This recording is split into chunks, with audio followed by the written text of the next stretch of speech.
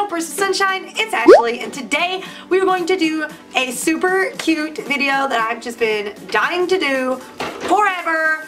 Finally got around to doing it, and I'm going to show you how to do it today. So, as we all know, I am a mom. I have a baby. She's 1.5, and I have this big, ugly pig bank that is shaped like a big bottle, and it's clear, and I use it for her for change. Just I throw change in it. I'm saving it for Rosie just to have her pig bank, and it's not the prettiest bank in the world. Like, it just looks big and bulky and clunky, and it's just not cute. So I decided that I wanted to get her an actual pig bank, but not just like a plain boring pig bank or one of those ugly ones with like a crown on it. I wanted like a custom beautiful pig bank. So I scoped out Hobby Lobby and found the cutest little just plain white ceramic bank, and I used a 40% off coupon and got it for only $6. And today I'm going to show you how I kind of spruced it up and decorated it and made it a cute custom piggy bank for my baby. And so it is super easy and super cute. However, this is a Cricut project, so if you don't have a Cricut, this probably won't work for you. However, originally I had planned on using Sharpies, just like I did with my Disney mugs. You could totally get Sharpies or even paint and custom paint it, or even if you wanted to get stickers, because you can get stickers of letters if you don't have a good hand at writing like I don't. I don't have like a good hand at writing and making pretty fonts, so I definitely decided I needed to go with either the sticker route or the Cricut route. So since I have a Cricut, I decided to go the Cricut route. So you can keep following this if you want to see how to use your Cricut to customize a piggy bank. But if you don't have a Cricut, you can totally customize your pig bank with Sharpies, with paints, or even with stickers. So don't be discouraged if you don't have a Cricut. You can still customize your piggy bank. And you can still watch this video and see how I did it, just to get some ideas for inspiration. Give this video a thumbs up if you support me saving money for my baby. Thumbs it up. Don't forget to subscribe so you can see every time I post a new video. I'm posting videos every week, so hit that big red button. So let's just get into the video and I will show you how I customize a piggy for my piggy. Let's go. You're gonna start with just a basic blank piggy bank. I got this at Hobby Lobby. They are originally $9.99, and I got this on sale with the 40% off coupon, so I pretty much paid like $6 for it. But it was just the perfect little blank pig bank. So the first thing I'm going to do is I'm going to take a tape measure and I'm going to measure the surface where I'm going to put my vinyl cutout, just to kind of see how big I want to do it. I know I don't want to make it no longer than about 4 inches, and height wise I think I'm going to keep it at about 3, but you can of course alter this to match the size of your pig, and if you want it to go all the way around the pig, I kind of just wanted it to be right on the sides, so I did measure to see how big I wanted to make my graphic. So that's kind of important, so you know how big to make it. Of course, I'm going to go to Canva and I'm going to select on the right side custom dimensions, and I'm going to make it 10 by 6. And the reason I did 10 by 6 is because I always double whatever size I'm making. If I'm making like a 5 by 3 inch image, I always make it a 10 by 6 just so it's good quality. I don't know why, that's just a thing I do. So I went in and started typing out the name, and of course I'm going to do Rosie because that's my baby's name. And I picked what font I wanted, and then I just went in to the images that are already loaded into the elements section of Canva, and I just picked some flowers and colored them some pretty colors. And of course the color in Canva doesn't really matter once you put it in Cricut, but I just wanted to get a feel for what it's going to look like. Just using the text option and the elements option, I went in and altered the text the way I wanted it to. I shifted my images around to get it just how I wanted it. You can of course alter this. You don't have to use roses. You can use butterflies or stars or just whatever matches your fancy. Once you get that done, you're going to save it, and we're going to go into Cricut and we are going to open that bad boy up.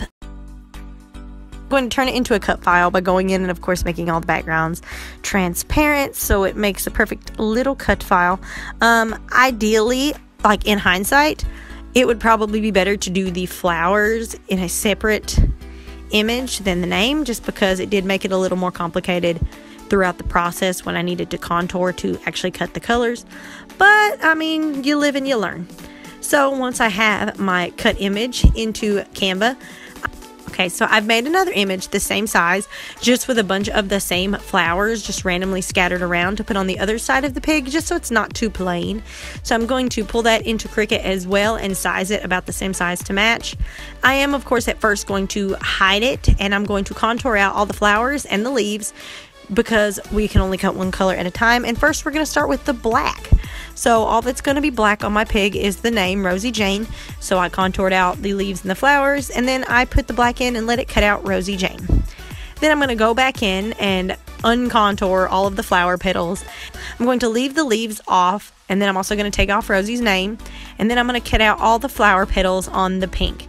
The reason I do it this way and just do the contouring is so I know that they're all going to match up in size. I'm afraid if I like just open up new projects in Cricut, I won't make them exactly the right size. So this is a little bit more work to do it this way, but I know everything's going to print out the right size, and I know it's all going to fit around each other nicely. So then I go back in, I contour out the petals, and I add in the leaves, and then I'm going to just cut this out on my Cricut out of green.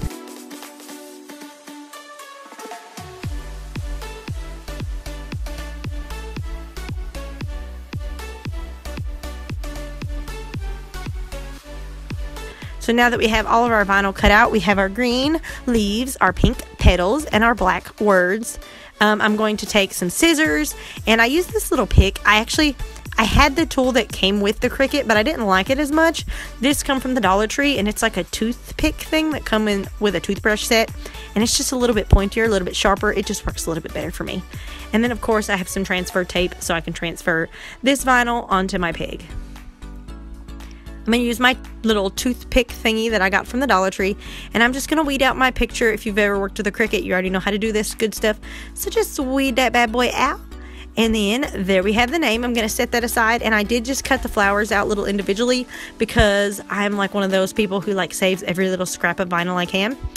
You could also, even if you were painting, use this as a stencil.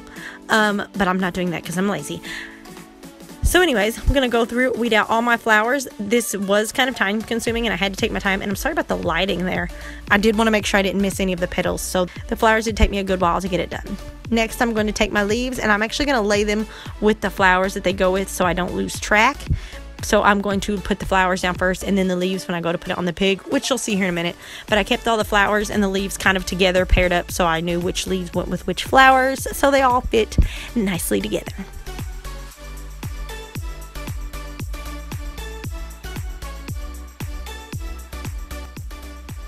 So I'm going to start with putting the name on first. So I'm just going to take the little Rosie Jane, and I'm going to take my transfer tape. And I did use the same transfer tape for this whole project because you can reuse your transfer tape. And I totally do that because I'm all about reusing some stuff.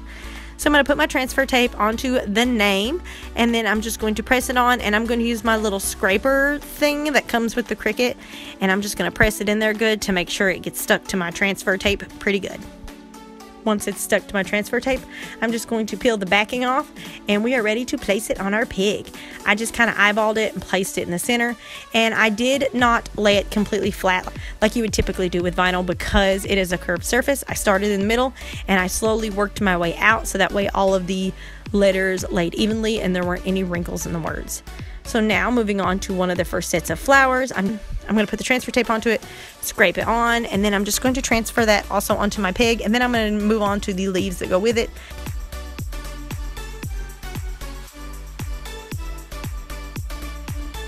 I did flip them around a few times to get them to where they looked real pretty and fit really nicely.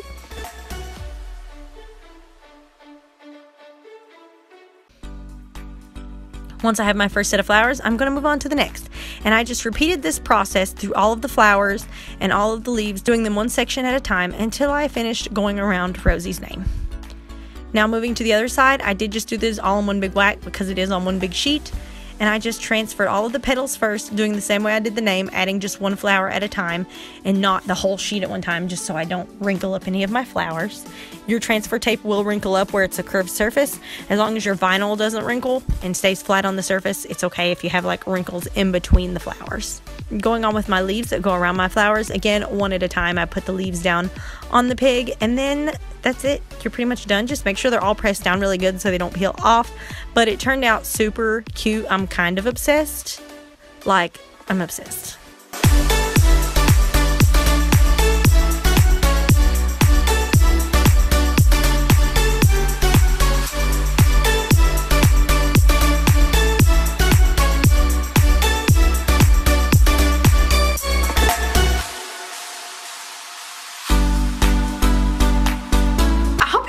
how this pig bank turned out. I just think it's the perfect aesthetic. It's gonna look beautiful in Rosie's room. I love the flowers, and of course, because her name is Rosie, I had to use roses because, you know. So you can customize the images to whatever you want. I just chose a rose because Rosie, Rose, you know, that good stuff. So guys, I hope you guys liked this pig bank. Give me a thumbs up if you did. If you end up making one, I would love to see pictures. Comment down below. Let me know if you make one. Find me on Instagram. Send it to me there. I would love to see pictures of your pig banks because I'm just so curious of all the different ways now that I can customize a pig bank. Like, I hadn't thought of it before. And now the idea's in my head and I want to make 100.